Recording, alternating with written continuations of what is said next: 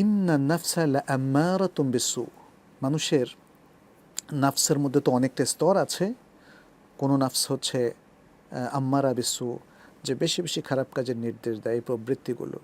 তারপরে নাফসে মাইন্না আছে, নাফসে লাওয়ামা আছে। নাফস লাওয়ামাটাও ভালো, যে আপনি যখনই কোনো খারাপ কাজ করেন আপনার নাফস অর্থাৎ বিবেক আপনাকে বলে, আহা মঞ্জুর, কেন এই কাজটা করলা, তাই না? এটা হলো নাফস লাওয়ামা। তখনই এই নাফস লাওয়ামা আপনাকে আসলে কিছুটা তিরস্কার করে সঠিক পথে নিয়ে আসার একটা সুন্দর ইনস্ট্রাকশন দেয়। আর হচ্ছে আন-নাফসুল মুতমাইন্না, ইয়া আইয়াতুহান নাফসুল মুতমাইন্না ইরজিই ইলা রাব্বিকা রাদিয়াতাম মারদিয়্যা ফাদখুলি ফি ইবাদি ওয়াদখুলি জান্নাতি। ইয়া সালাম, ইয়া সালাম, কি সুন্দর আহ্বান!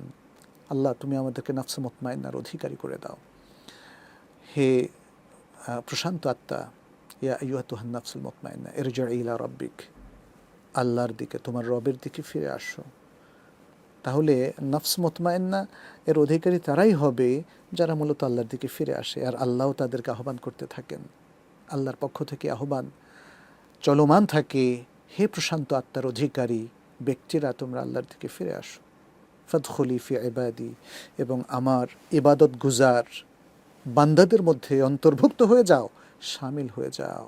এবং তারপরে সর্বশেষ ডিক্রি জারি করা হয়, ওয়াদখুলি জান্নাতি, আর আমার জান্নাতে প্রবেশ করো। যাই হোক, এটা প্রসঙ্গক্রমে যেহেতু নাফসের কথা এসেছে আমি কথা বললাম। তো যেহেতু আপনি বলেছেন হাউ টু পিউরিফাই আওয়ার নাফস, তাহলে এই নাফসে মুতমাইন্নার জন্য যে নির্দেশনাগুলো, এগুলো পালন করলে আপনার নাফস পিউরিফাই হয়ে যাবে। তখন আপনি যে প্রথমে নাফস আম্মারার অধিকারী ছিলেন, সেখান থেকে আপনি শিফটেড হবেন টু আন নাফস আল মুতমাইন্না ইনশাআল্লাহ। অনেক সময় সরাসরিও শিফট হয়, অনেক সময় নাফস আম্মারা থেকে লাওয়ামার মাধ্যমে আর আসতে হয় না, সে সরাসরি শিফট হতে পারে যদি তার ইসলামের নির্দেশনাটা সে ভালোভাবে গ্রহণ করতে পারে, তার ব্যাপারে প্রযোজ্য হয় এবং সে সরাসরি আল্লাহর দিকে পুরোপুরি আসতে পারে, তাহলে সে নাফস মুতমাইন্নার দিকে শিফট হতে পারে এবং এভাবেই সে পিউরিফাইড হতে পারে। তাহলে আর রুজু ইলাল্লাহ, আল্লাহর দিকে ফিরে আসা কিভাবে? বির রুজু ইলাল কিতাবে ওয়াস সুন্নাহ, আল্লাহর কিতাব এবং আল্লাহর সুন্নার দিকে ফিরে আসার মাধ্যমে। আমাদের জীবনের প্রত্যেকটা কাজ, ইভেন প্রত্যেকটা চিন্তা চেতনা, মুভমেন্ট, আচরণ, এসব কিছু হবে আমাদের প্রিয় রাসূল সাল্লাল্লাহু আলাইহি ওয়াসাল্লামের আদর্শ অনুযায়ী। এবং সেই আদর্শটা কোরআন এবং সুন্নাহ, যুগপথ, এ দুটো মহা মাসদারের মধ্যে বা জ্ঞানের সূত্রের মধ্যে আমরা পাবো, জ্ঞানের উৎসের মধ্যে আমরা পাবো। আপনি যদি কোরআন না মেনে শুধু হাদিস মানতে চান, সম্ভব না। আপনি যদি হাদিস না মেনে কোরআন মানতে চান, তাহলেও সম্ভব না। আপনাকে যুগপথ, এ দুটো মহান উৎস, শ্রেষ্ঠতম উৎস, জ্ঞানের প্রকৃত উৎসের দিকে ফিরে আসতে হবে। ফিরে আসলে আপনি আল্লাহর দিকে ফিরে আসলেন, আর তখনই আপনি আল্লাহর সত্যিকার মুখলেস বান্দাদের মধ্যে, মুমিন বান্দাদের মধ্যে, মুত্তাকি বান্দাদের মধ্যে শামিল হয়ে যাবেন। এবং তখন আর আপনার নফস নিয়ে আপনাকে ভাবতে হবে না।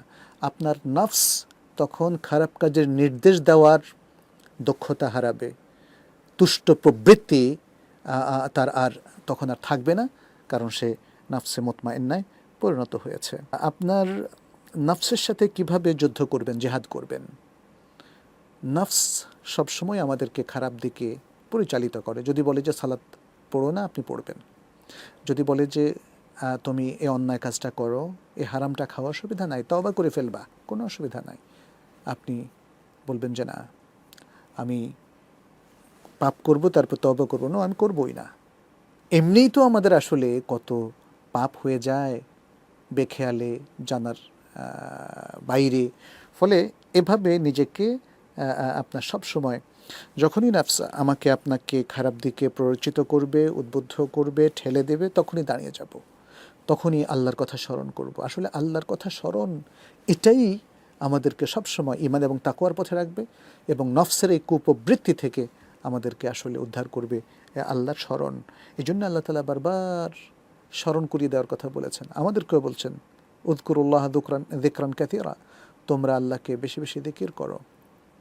এবং বলেছেন ওয়াদাক্কির ফাইন্না যিকরা তানফাউল মুমিনিন, আর স্মরণ করিয়ে দাও, কারণ স্মরণ করিয়ে দিলে মুমিনদের উপকারে আসে।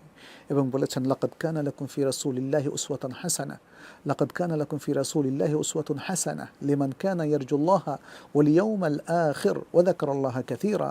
নিশ্চয়ই রাসূলুল্লাহর মধ্যে তোমাদের জন্য রয়েছে উত্তম আদর্শ যারা আল্লাহ এবং আখিরাত দিবসের প্রত্যাশা করে, ঈমান রাখে এবং আল্লাহকে বেশি বেশি স্মরণ করে। আল্লাহর স্মরণ ছাড়া আসলে সত্যের পথে টিকে থাকা কঠিন কঠিন।